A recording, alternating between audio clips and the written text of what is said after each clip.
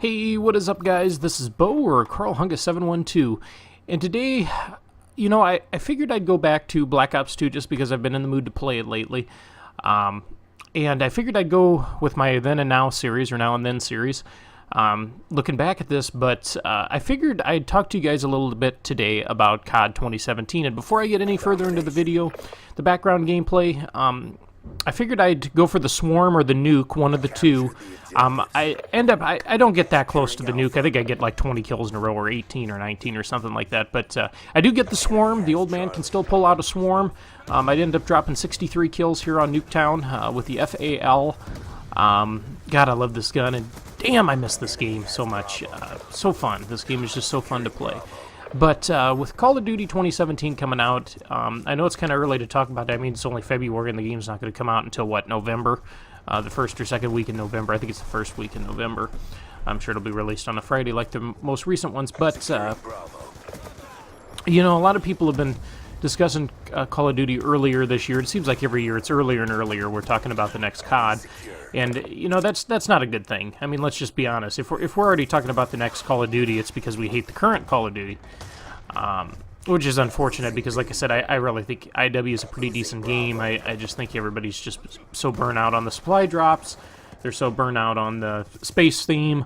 Most of the Call of Duty fans are here because of, well, these games. Black Ops 2, MW2, MW3, Black Ops 1.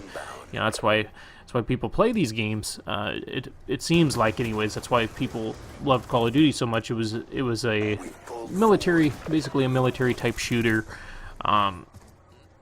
That had some realism to it. I mean, obviously we're not jump shotting and jumping up with 50 cal sniper rifles and shooting people over cars and shit like that. But it's got a little bit of a realistic feel. You're using real weapons. Most of the places we're at are real places that exist on Earth. We're not fighting on Mars or fucking Andromeda.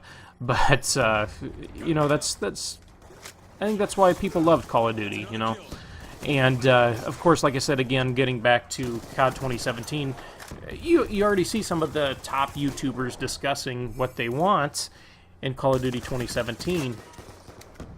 And that's kind of what I wanted to talk to you guys today about a little bit, is what I think Call of Duty needs to succeed, because I really do think we're starting to see a downturn in Call of Duty, and I don't want to see the series die. I know Call of Duty gets a lot of hate from people, but I love the game. It's a fun, casual shooter that you can make a competitive rule set from and play competitively.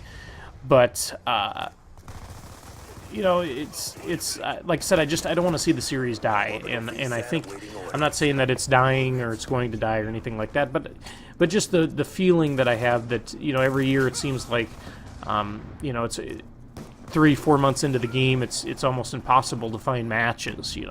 I remember Black Ops 3, after 3 weeks, or not 3 weeks, sorry, 3 months, it was difficult to find kill confirm games. You couldn't find certain game modes on there. So Safeguard was a tough one to find. Another game mode I love that they added in. With Infinite Warfare, I think after a month, you couldn't play Defender, which I think it's called Defender, the one where it's like keep away with the ball. It's uplink but you don't have to score the uplink ball into a goal. It's just you hold the ball as long as you can to get points for it. Love that game mode. Just absolutely love it. It's all about map control and positioning. But after about a month, you can't find a match on there. I think Junior and I finally found one after about 10 minutes of waiting and getting host migrated from lobby to lobby, just because there's not enough players playing the game. But anyways, one thing to start off, first thing with COD 2017 that I think they really need to do, I think COD 2017, first off, you need basically dedicated servers. And hey, look at this, is the perfect example right here. What happened on the older Call of Duties was you had a player-to-player way of matching up. Basically, the person with the best host, whatever that meant, would host the lobby, would get into the match, they'd host the game. If they left, obviously you'd have a host migration, which you saw right there. I couldn't handle my FAL trigger finger. But anyways, the host would leave, we'd migrate.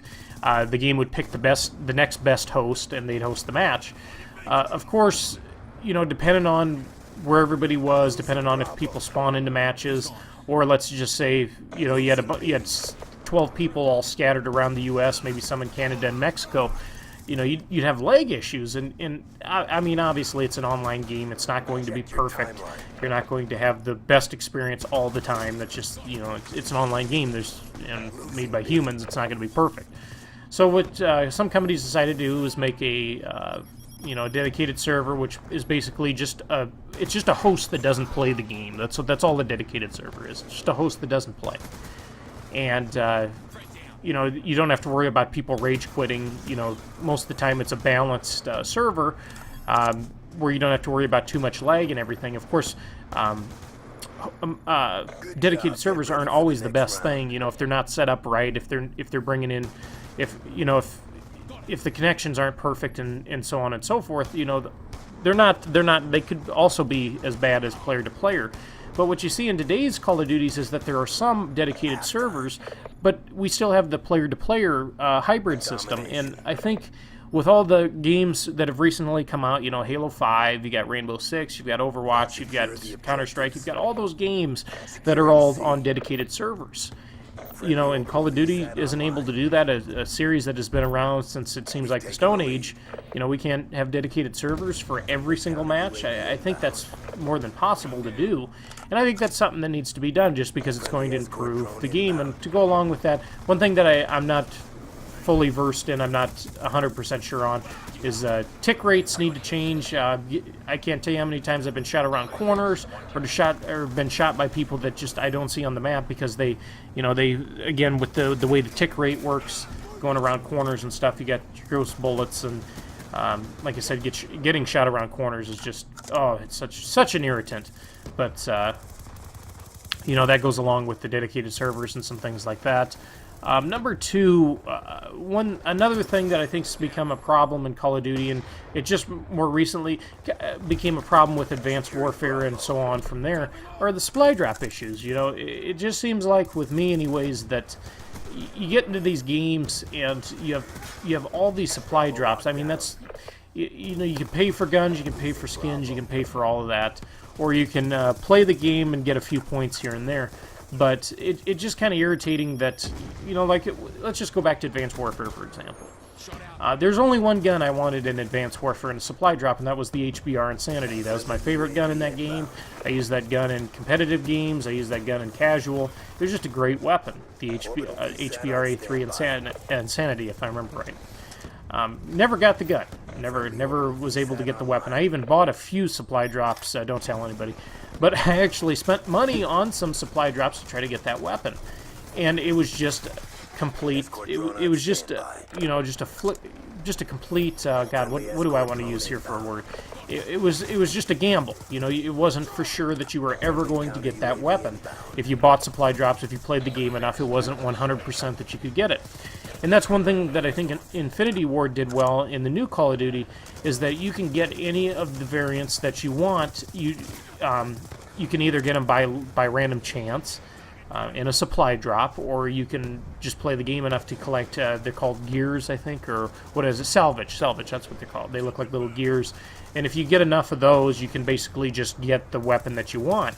Unfortunately, it takes a while to collect all those gears, and if you don't play the game a lot, it makes it even more difficult. Which comes to the third point, which is one thing that I think is extremely hard. And I go back and play Black Ops 2, and I keep trying to think of how they made this game so fun and so exciting, and just it had a replayability like no other Call of Duty I've ever played. The game, I mean, how old is Black Ops 2? What are we, 5-6 Call of Duties past Black Ops 2, and I still want to play this game every day.